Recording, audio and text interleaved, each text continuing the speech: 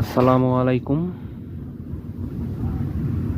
দেখতে পাচ্ছেন এখানে ভুট্টা লাগানো আছে জমিতে। এখানে মজার বিষয় হচ্ছে এখানে এইটুকু একটা জমি, এখানে 6 রকমের বীজ লাগানো আছে, মানে 6টা কোম্পানির আর কি। আলাদা আলাদা করে লাইন করে সেখানে 6 রকমের জাত দেওয়া আছে। এটা দেখা যাক এটার ফলন কেমন হয়, কোনটার ফলন কেমন হয়।